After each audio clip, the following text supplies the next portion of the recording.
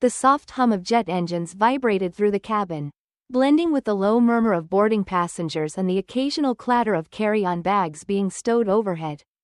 Dr. Michael Thompson adjusted his glasses and looked toward his wife, Dr. Rachel Harris, who was settling into her window seat with a practiced ease. Her dark curls framed a face that carried a quiet resilience, her hands moving deftly as she adjusted the blanket on her lap. It was a rare moment of stillness in their otherwise frenetic lives. The seats in first class offered a small respite, a cocoon of leather and muted tones. A place to catch their breath before the next whirlwind began. Michael sat beside her, stretching his long legs and savoring the faint aroma of freshly brewed coffee wafting through the cabin. He smiled as Rachel let out a contented sigh, leaning back against the headrest.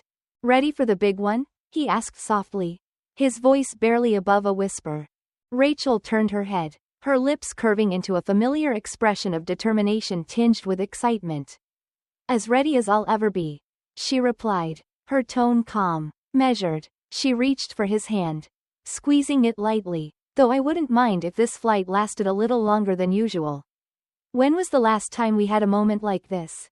Michael chuckled, a low, rich sound that felt like home. "Tokyo, maybe? Even then, I think we spent half the flight reviewing patient files. That was a different kind of tired." Rachel murmured, This feels different. Like the calm before something big." Around them, other passengers were settling in, business travelers tapping furiously at laptops, an older couple adjusting their pillows, and a man in oversized sunglasses trying a bit too hard not to be recognized.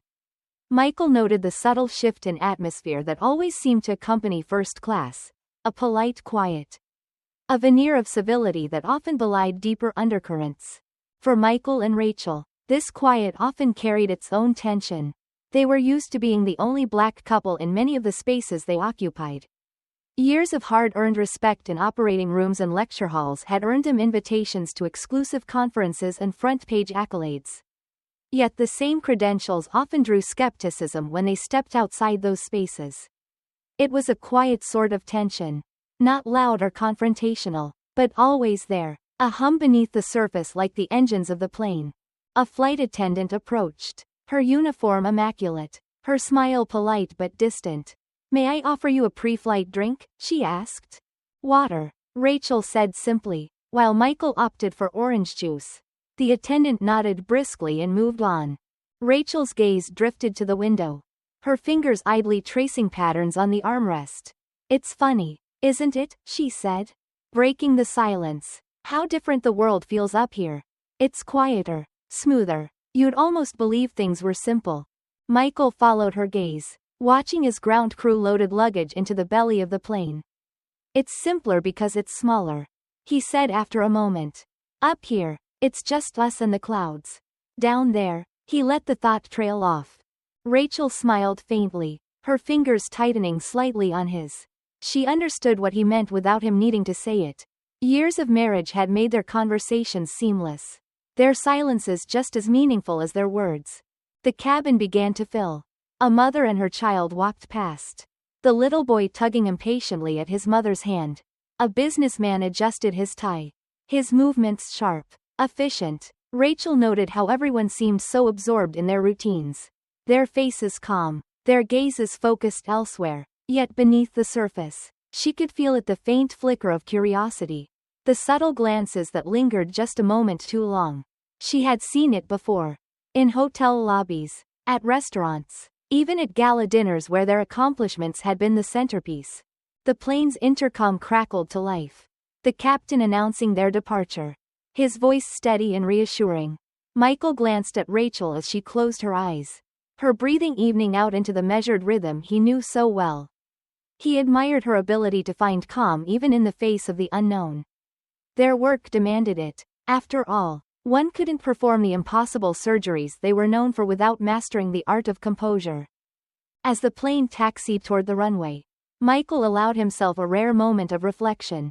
This wasn't their first flight, nor would it be their last. But it carried a weight that felt unique.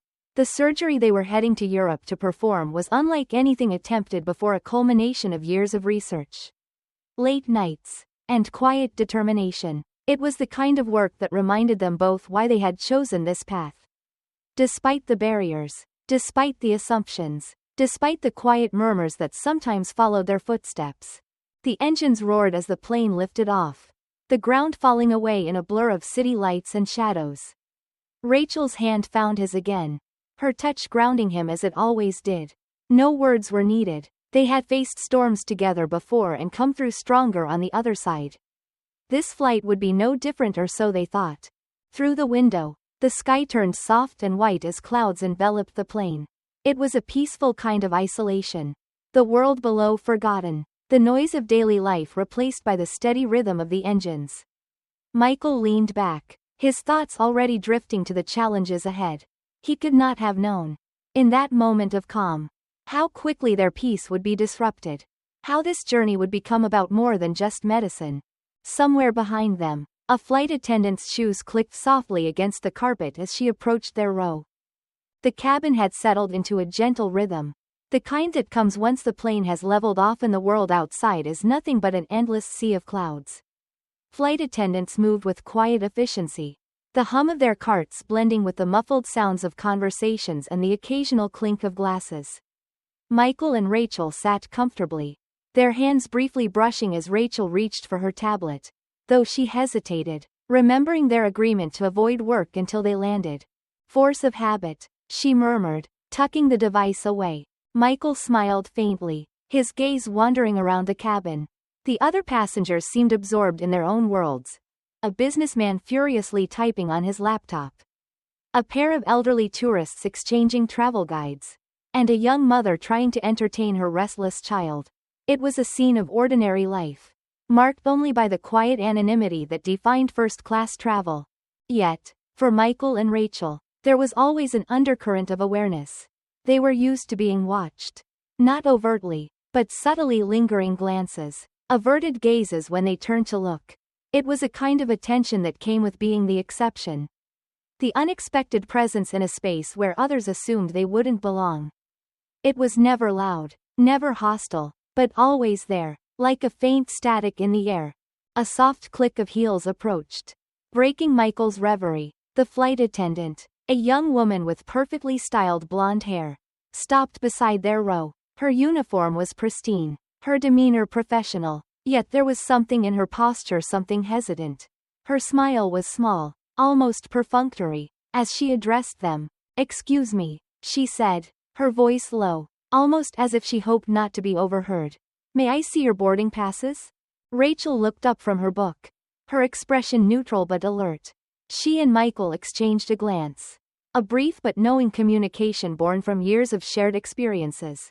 Without a word, Michael reached into the seat pocket in front of him, retrieving their boarding passes. "Of course," he said evenly, handing them over.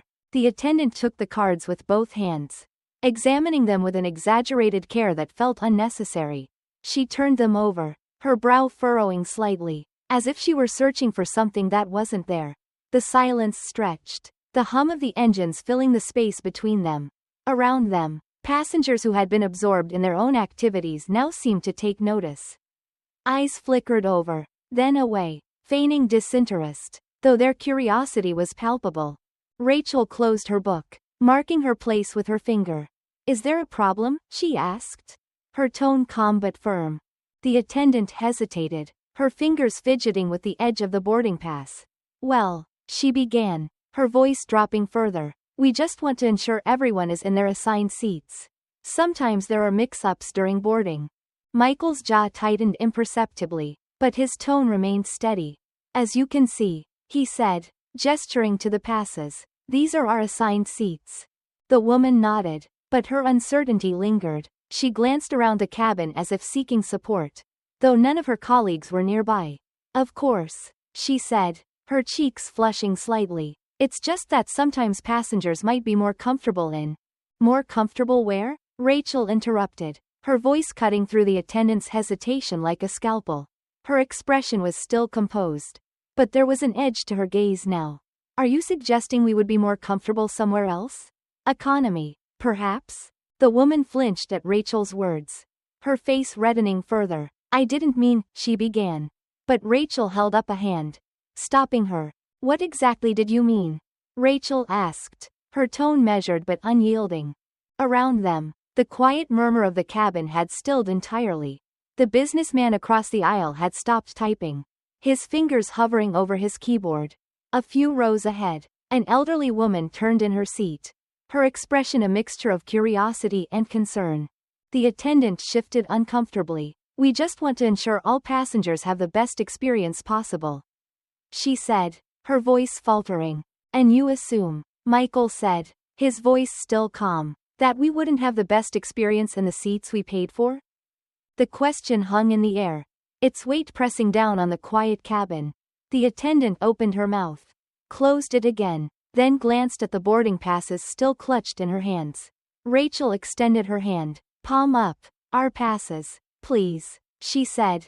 The woman hesitated for a moment longer before returning them, her movements jerky, almost panicked. I'll check with my supervisor, she murmured, retreating quickly down the aisle. Her heels clicked against the carpet, the sound sharp and uneven. For a moment, there was only silence. Then, the elderly woman who had been watching leaned slightly toward them. That was handled very poorly, she said, her British accent crisp. You should file a complaint. Rachel smiled faintly, though it didn't quite reach her eyes. We could, she said, reopening her book, but sometimes it's more effective to address these things in the moment. The businessman across the aisle shook his head, muttering under his breath. I've flown this route for years, he said, never once been asked to show my boarding pass after I've already been seated. Michael nodded in acknowledgement but said nothing. He and Rachel had long since learned to pick their battles.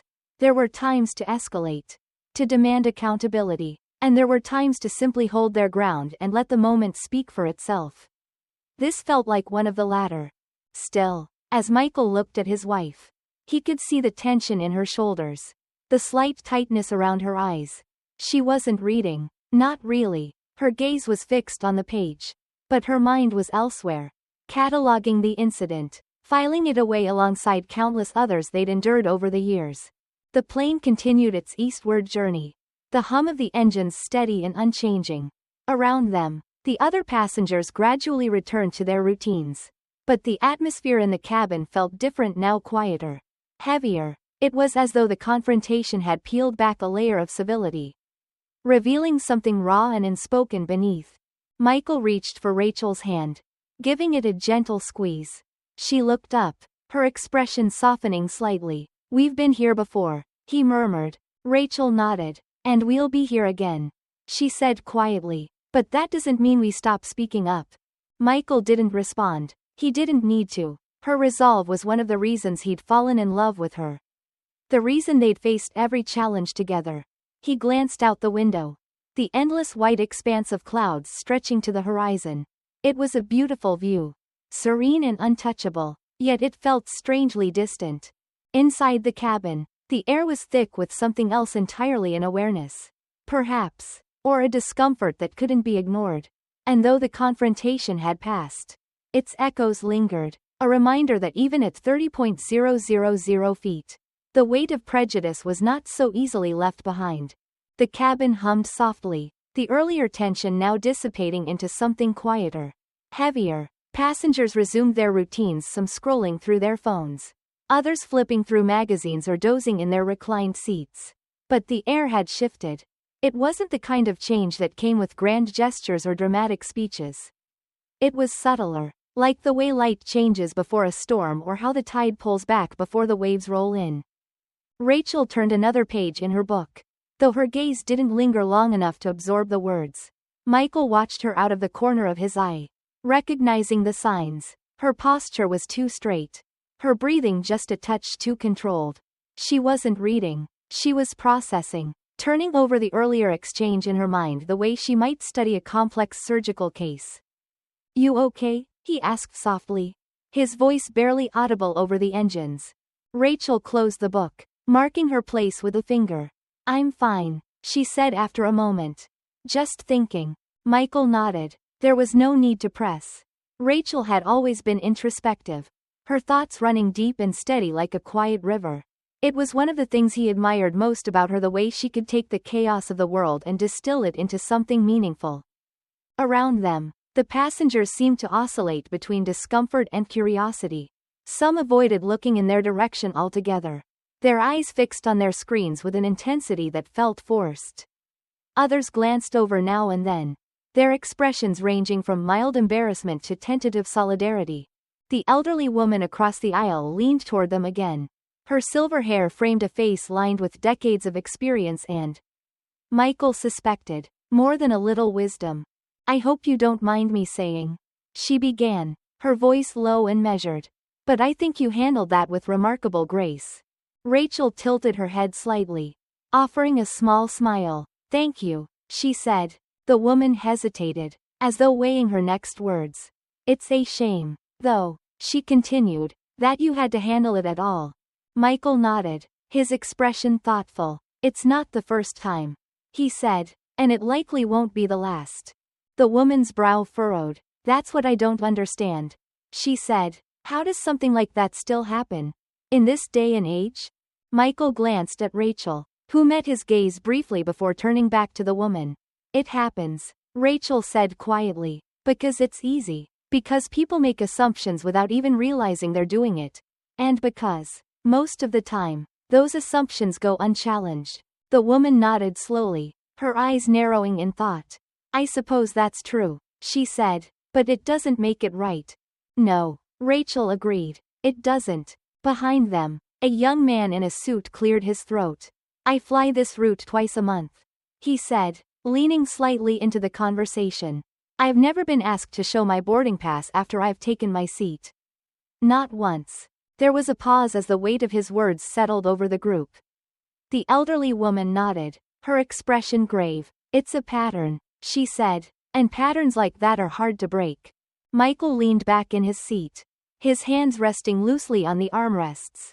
"Patterns only break," he said, "when enough people are willing to see them for what they are."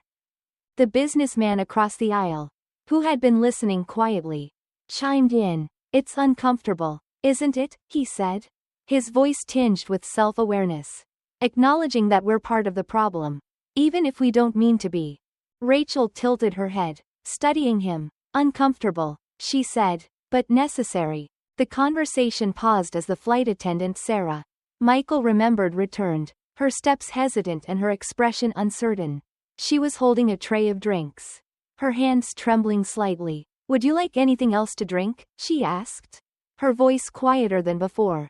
Rachel considered her for a moment, then nodded. "Water, please," she said. Sarah poured the water carefully, her movements precise, as though the act required her full concentration. When she handed the glass to Rachel, her eyes lingered, and Michael could see the effort it took for her to meet Rachel's gaze.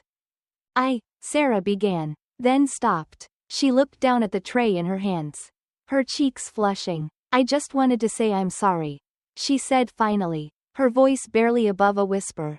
"For earlier, I didn't realize." Rachel accepted the water, her expression unreadable. "What didn't you realize?" she asked gently.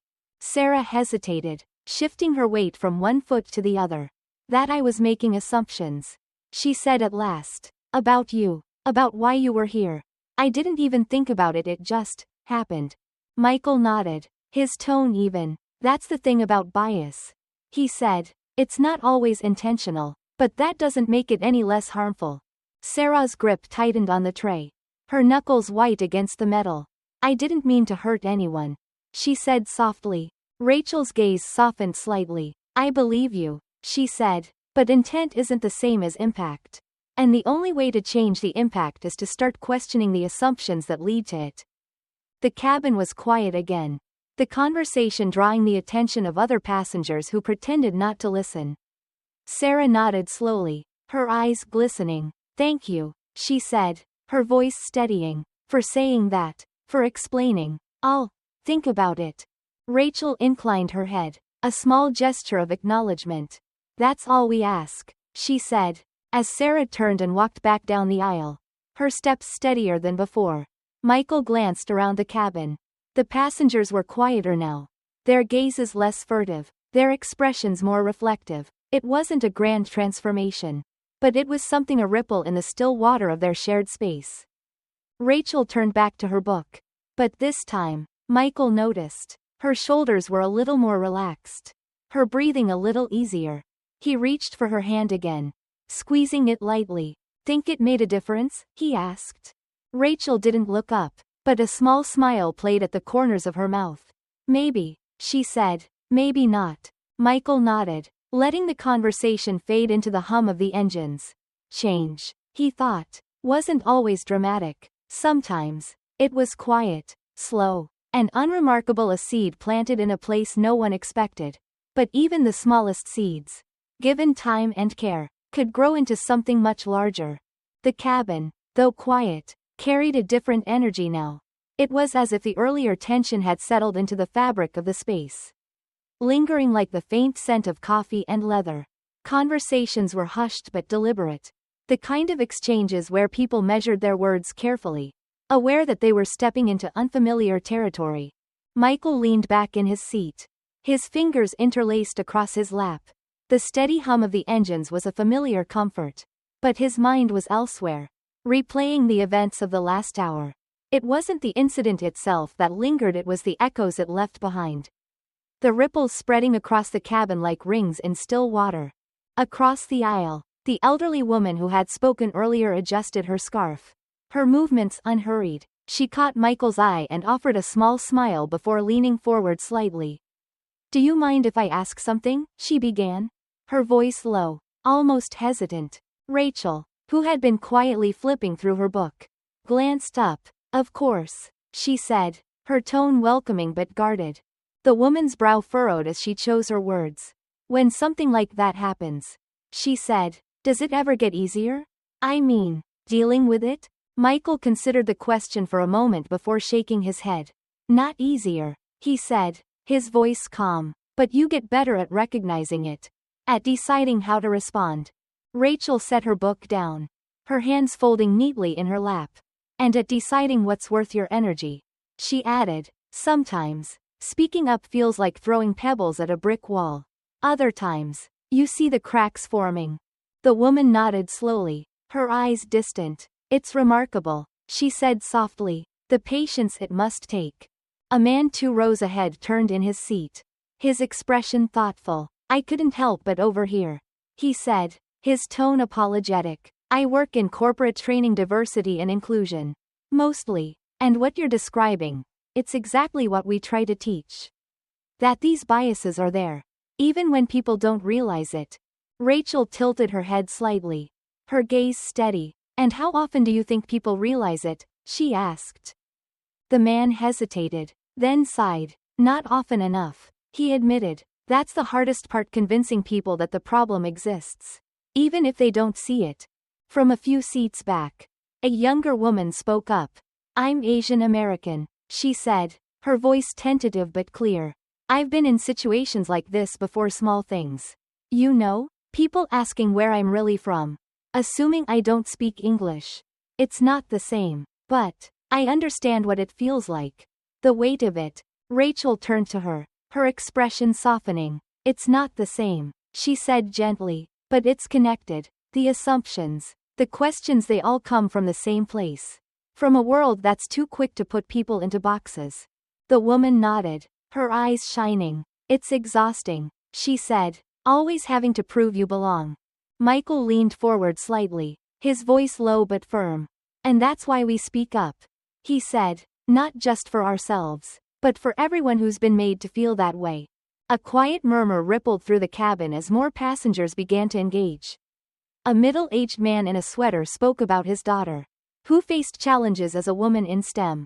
An elderly gentleman recounted his own struggles as an immigrant decades ago, navigating a country that didn't always feel welcoming.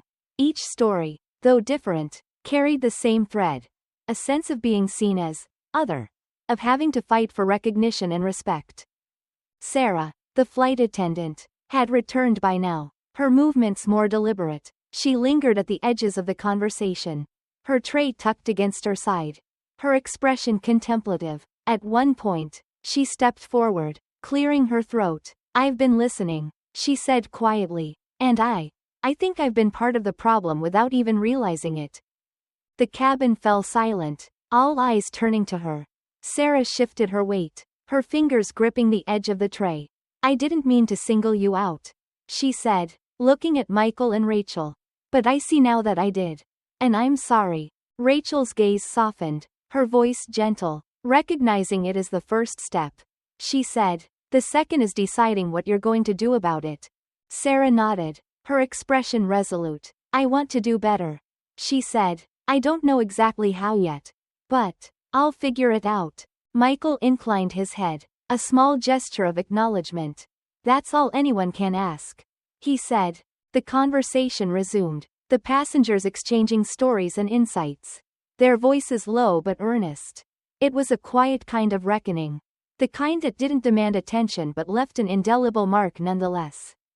As the plane cruised through the night, the cabin felt less like a collection of strangers and more like a shared space of fragile, temporary community bound by an unspoken understanding. Rachel picked up her book again, though she didn't open it. Instead, she glanced at Michael, her expression thoughtful. It's not the way I expected this flight to go, she said softly. Michael smiled faintly. No, he said, but maybe it's what was needed. She nodded, her fingers brushing against his. In the stillness of the cabin, surrounded by the low hum of conversation and the steady rhythm of the engines, it felt like a beginning not of resolution, but of something just as important, recognition. The cabin lights dimmed slightly as the plane continued its journey eastward. Outside, the sky was a deep, endless black, dotted with faint stars that seemed both near and impossibly far. Inside, the conversations had grown quieter, but the air carried a kind of weight, a collective understanding that lingered long after words had faded. Michael sipped his water slowly, his gaze fixed on the horizon beyond the window.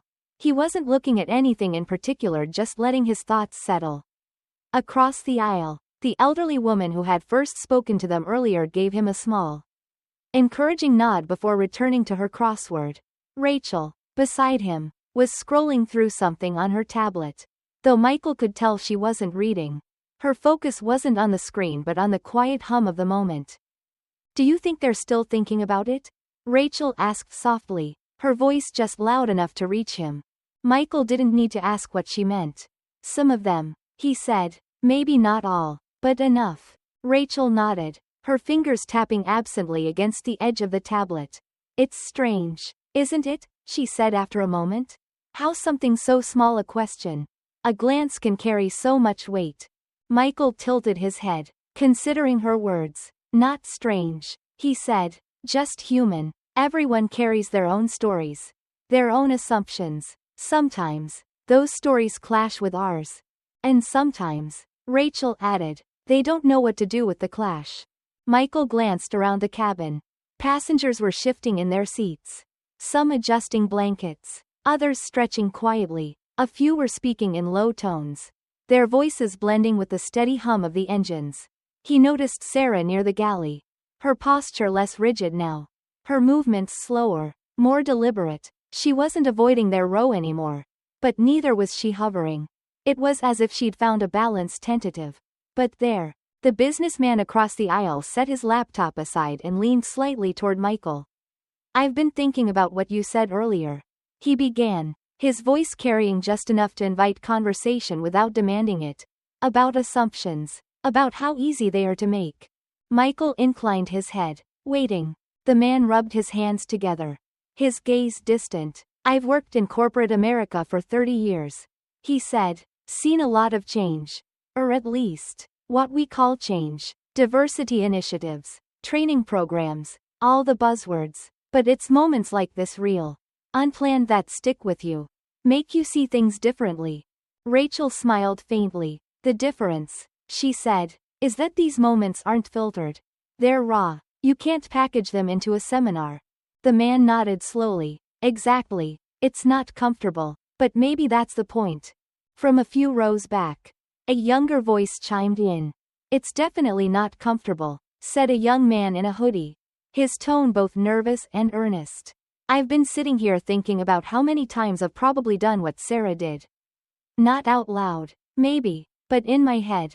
Rachel turned toward him, her expression kind but firm. The question isn't whether you've done it, she said. It's what you're going to do about it now. The man hesitated, then nodded. Fair point, he said quietly. The cabin seemed to breathe with the weight of the exchange. Michael leaned back in his seat, his hands resting loosely in his lap. That's the thing about moments like this, he said, his voice calm but resonant. They don't resolve anything by themselves. They're just a starting point. The elderly professor who had been quietly observing from across the aisle leaned forward. Starting points are important, he said. They create awareness. Awareness leads to action. Rachel tilted her head, studying the professor. What kind of action, though? She asked. Because that's the part one wrestle with. How do you turn awareness into something that lasts? The professor smiled, his expression thoughtful. One conversation at a time. He said, it's not quick, and it's not easy, but it's how change happens. Michael exchanged a glance with Rachel.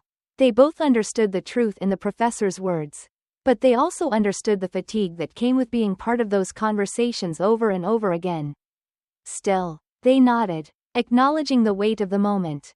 The cabin settled into a thoughtful quiet. The kind that wasn't uncomfortable but wasn't entirely at ease either. It was the kind of quiet that signaled reflection. A pause to process what had been said. Rachel turned to Michael, her voice low. Do you think it matters? She asked. That they don't know why we're here. What we're about to do.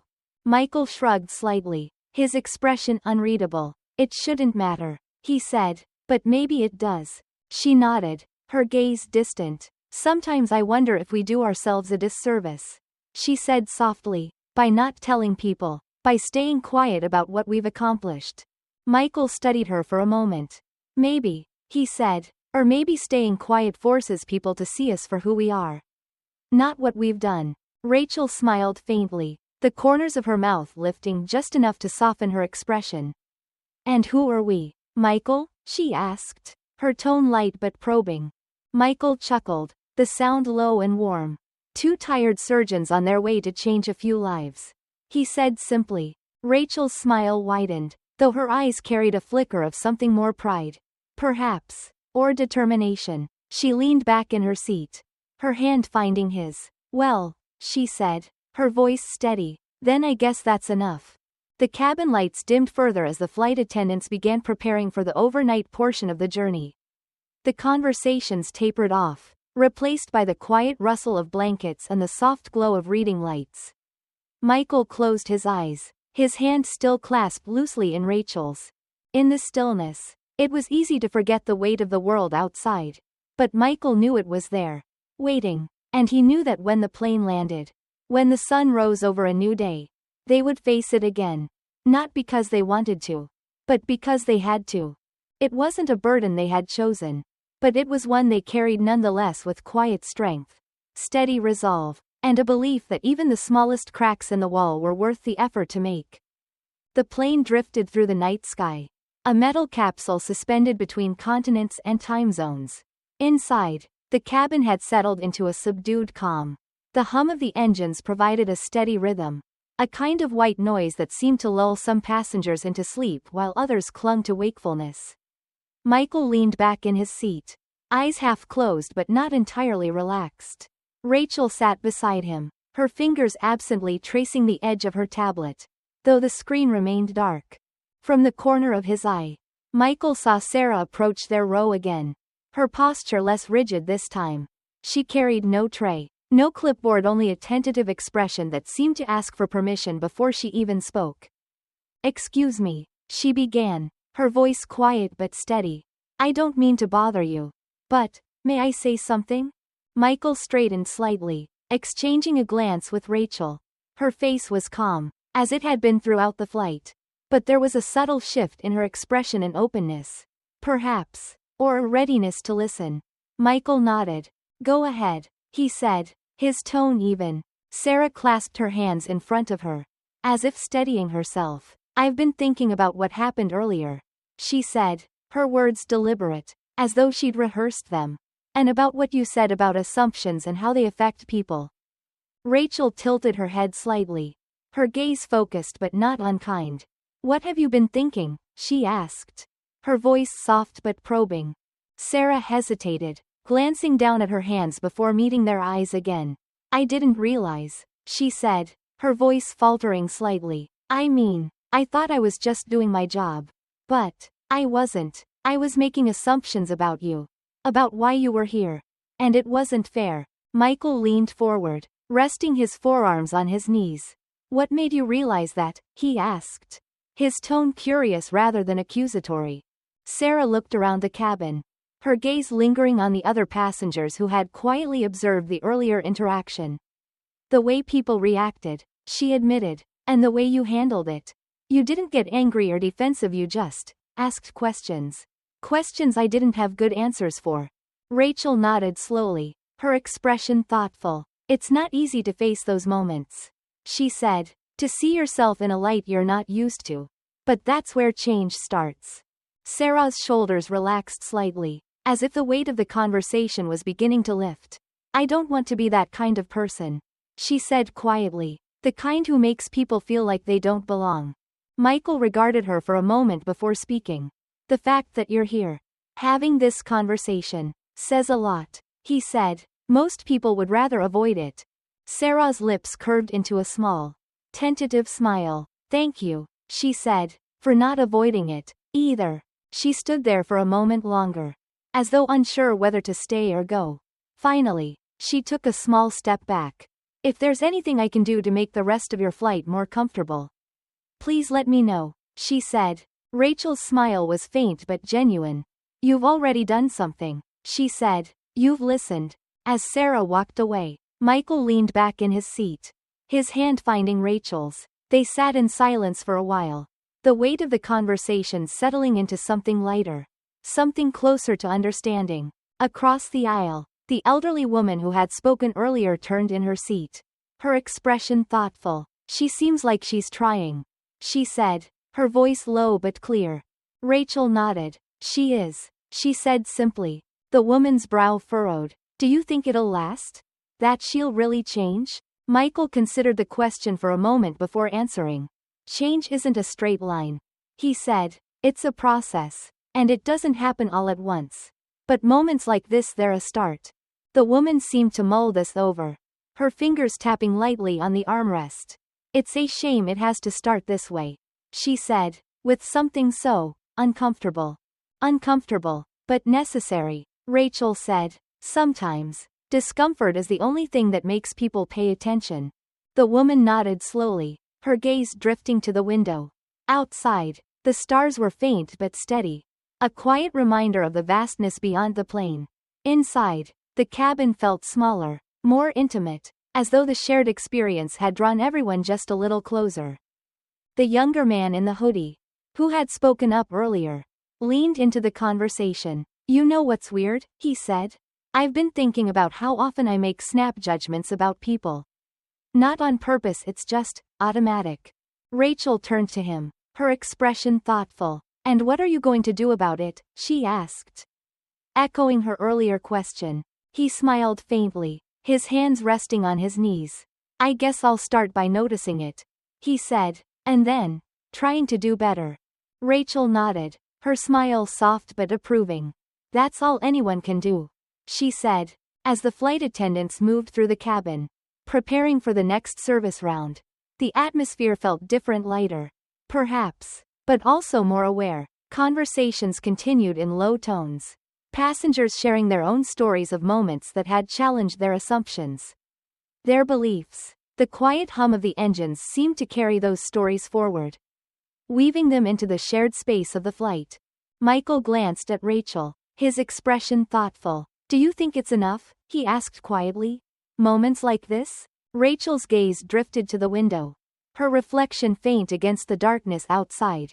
Enough for what? She asked. To make a difference, Michael said. Rachel turned back to him, her eyes steady. Every difference starts somewhere, she said, even if it's just one person, one conversation, one step forward. It's enough for now. Michael nodded, his hand tightening around hers. In the stillness of the cabin, surrounded by the quiet rhythm of the plane, it felt like a moment worth holding onto. A moment that might not change the world, but could, perhaps, shift it just enough to matter. The cabin was quieter now, wrapped in the muted hush of the flight's long hours. Most passengers had settled into some form of rest, heads leaning against windows. Blankets pulled snug around shoulders. A few reading lights still glowed softly, illuminating the edges of books or the reflective screens of tablets. Michael and Rachel remained awake, their minds too full for sleep. Rachel shifted in her seat. Glancing around the cabin, she could see the outlines of faces, softened by the dim light passengers who had, earlier, been caught up in the day-to-day rhythms of travel but now seemed different. The earlier conversations had left a mark. Though it was subtle, it wasn't a dramatic change, but something quieter, like the first ripples on still water. "Do you think they'll remember this?" Rachel asked, her voice barely louder than a whisper. Michael turned toward her, his face thoughtful. "Some of them will," he said. "Not all, but enough." Rachel nodded, her fingers tracing idle patterns on the armrest between them. "It's strange," she said, "how something so small can feel so big." Michael tilted his head, his expression curious. "What do you mean?" "This," Rachel said, gesturing around the cabin. "A conversation. A moment of clarity. It's not much in the grand scheme of things, but it feels important." Michael nodded, his gaze steady. "Because it is." Rachel smiled faintly, her eyes drifting toward the window. Outside, the sky was still dark, the stars faint but unwavering. It was a view she'd seen countless times. Yet it never failed to remind her of the vastness of the world and the smallness of the spaces where change began. From the row behind them, the sound of a voice drew their attention. The young man in the hoodie who had spoken earlier leaned forward slightly, his expression hesitant but determined. "Can I ask you something?" he said, his voice low. Rachel turned, her gaze meeting his. "Of course," she said. The man hesitated, as though searching for the right words. "You mentioned earlier," he began, "that speaking up isn't just about the moment, it's about something bigger. I've been thinking about that. About how hard it must be to keep doing it, over and over." Rachel's expression softened. "It's hard," she admitted, "but it's necessary." The man nodded slowly, his hands resting on the armrests of his seat. "I don't know if I could do it," he said. "Not the way you do. Not with that kind of grace." Michael leaned forward slightly, his voice calm. "You don't have to do it the way we do," he said. "Everyone has their own way of making a difference. The important thing is to do something." The man seemed to consider this, his gaze thoughtful. "But how do you know it's worth it?" he asked. "How do you know it's making a difference?" Rachel smiled, her expression quiet but resolute. "You don't," she said. "Not always, but sometimes. You catch a glimpse, a moment when you see someone start to understand. And that's enough to keep going."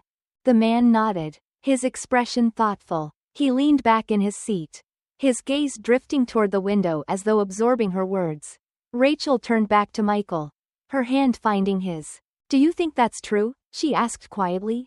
"That it's enough?" Michael's grip tightened slightly on hers.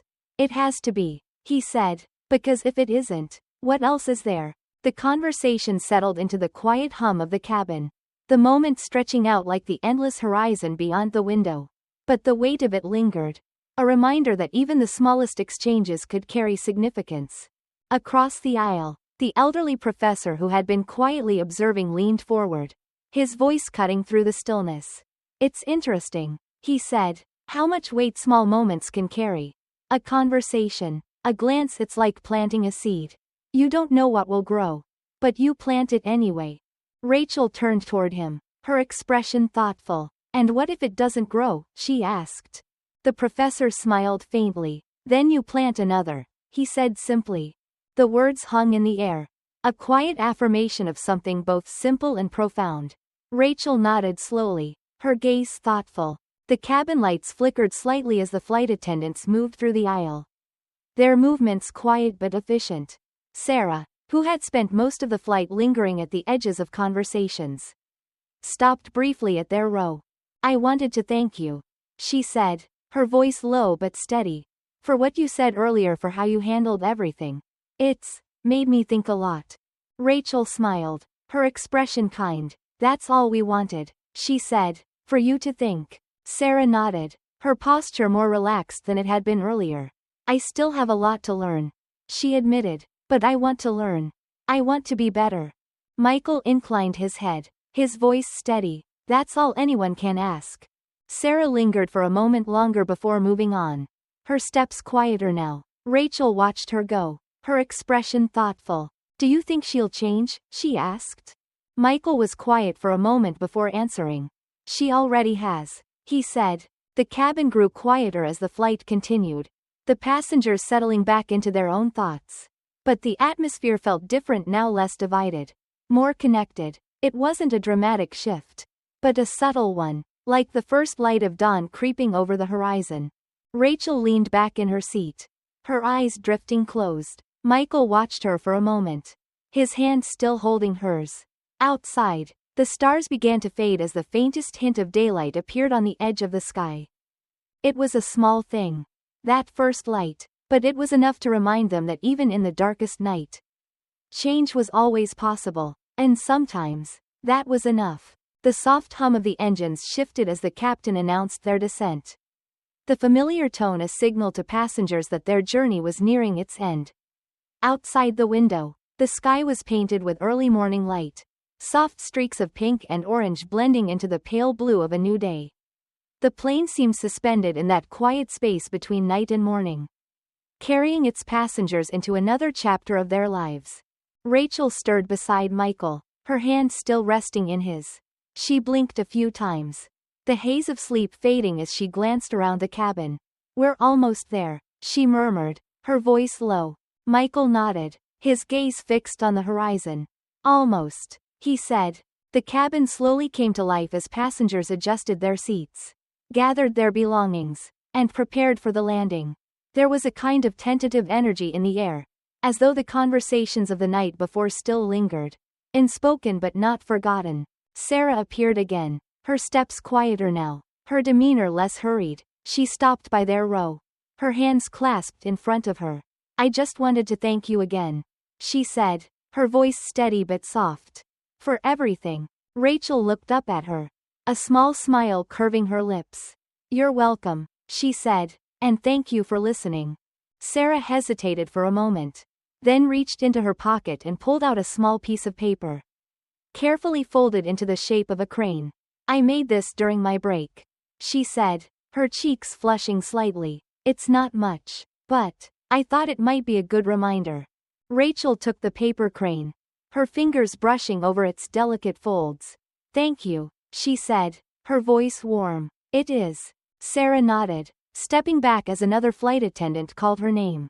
Rachel placed the crane carefully in her bag, her fingers lingering on it for a moment before turning back to Michael.